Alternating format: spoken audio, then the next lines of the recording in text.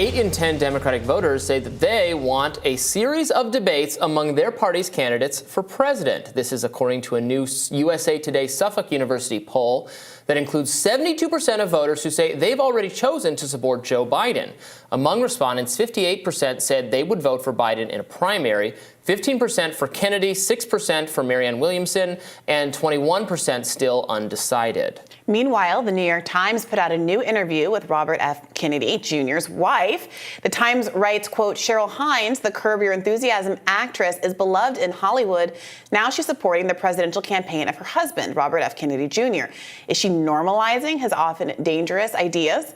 Journalist and friend of the show, Lee Fong, commented on the Times framing, quote, how is this news and not an op-ed? Glenn Greenwald tweeted, this New York Times article on RFK Jr.'s wife, the popular actress Cheryl Hines, is so revealing. It's essentially saying, of course we must expel RFK from all precincts of decent liberal society. He's opposing Joe Biden, but is there a way we can let her remain? Yeah, this article in the Times is insane. It's like Lee, I agree. I mean, it's not quite right for an op-ed, but it is so agenda-driven. It's not straight news at all. The title is Robert F. Kennedy Jr. wants to be president. Cheryl Hines is along for the ride. The idea for this article is a good one. It's absolutely, there's always reporting on candidates' spouses. Sure. The story of how I think it's a second marriage for both of them and how they met is interesting. Cheryl Hines herself, her career trajectory is interesting. I understand that she was a somewhat minor actress until her really big role in Curb Your Enthusiasm. But this article, and there's a lot of good information and detail along those lines in this article, but it is all framed with, what do we do with this person who's likable Hollywood star, married to someone who we think is so despicably dangerous, unsafe in what he thinks about vaccines? Yeah, I mean, I think the subtext is she normalizing his often dangerous ideas? And the subtext of the article is, if we like and respect and still include Cheryl Hines, is that suggestive of the fact that some of the worst things that have been said about RFK Jr. are in fact not true? Because the media wants to present him as being unfit for polite society. And the fact that, one, he's a Kennedy, and two, that he's married to a well-liked, popular Hollywood actress and is very much in the liberal club, in the normal liberal club, undermines attempts to attack his credibility.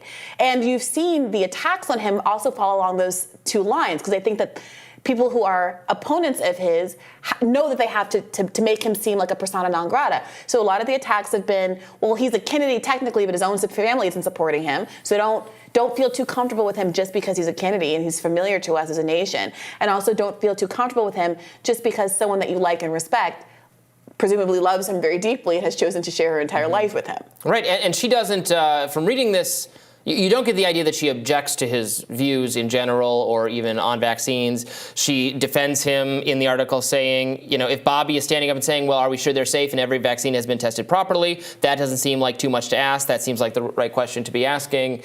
And it really flummoxes the New York Times that she would dare say that she would dare take this position that they think is like as bad as being a Nazi. Yeah.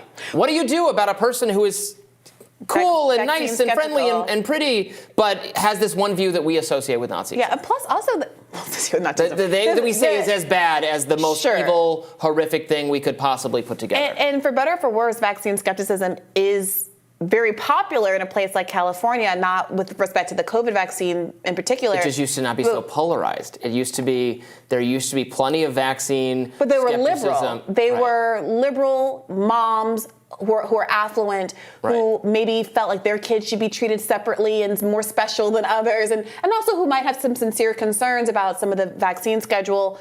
And so there's been a political shift where, frankly, that kind of skepticism was right at home in California where these people are living. And now because of COVID, the political subtext has changed so much that we're in this dissonant period where people are trying to figure out what to do with it. Right. But I don't want to completely miss the first part of this segment that we talked about, Sure. which is that 8 in 10 Democrats want there to be a debate. They want Joe Biden to have to stand on a debate stage with RFK Jr., Marianne Williamson, and whoever else might throw their hat in the ring, including even though most of those people say they're going to vote for Joe Biden, they still want him to have to engage with these other two and their ideas.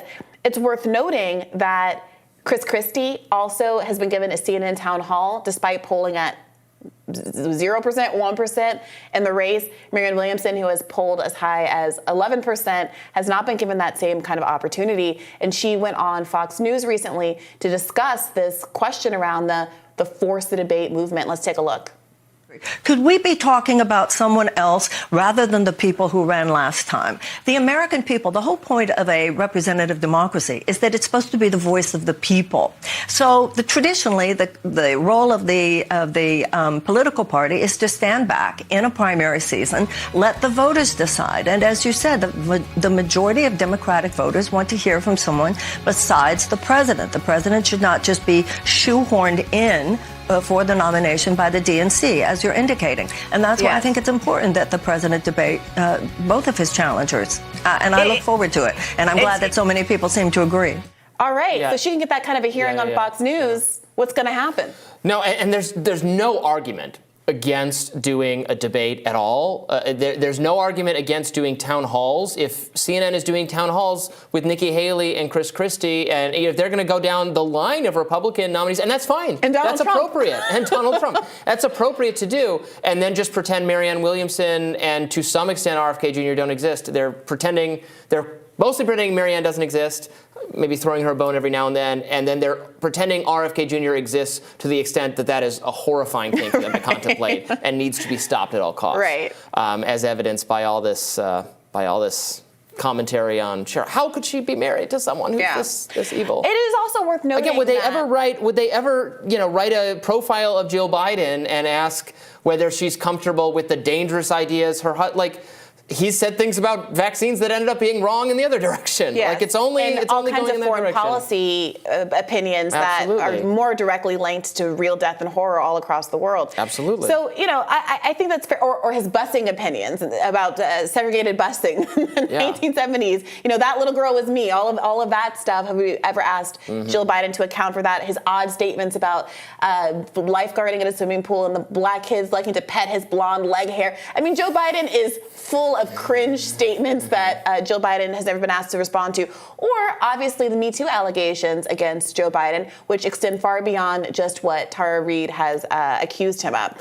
So I think that is all legitimate and true. It's also worth noting that some of these independent platforms that many of us think could open up the space for a genuine democracy outside of the control of both of these corporate parties have also not been especially friendly to Marianne Williamson. Elon Musk represented that he would have Twitter Spaces for anybody who wanted one. He did have one for RFK Jr., despite him running as a Democrat. He's gotten a lot of support across the aisle.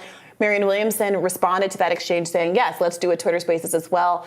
As of now, it's not forthcoming, and we'll see if there's any pressure for him to do so. You should absolutely do one with her. We have her on often and talk to her about her efforts to run for the 2024 nomination. And I'm excited to say we are going to, I know we've been teasing an RFK Jr. interview. We are making that happen, and we'll have that coming up pretty soon. I'll have more details for that in the next day or so, and we'll have more Rising right after this.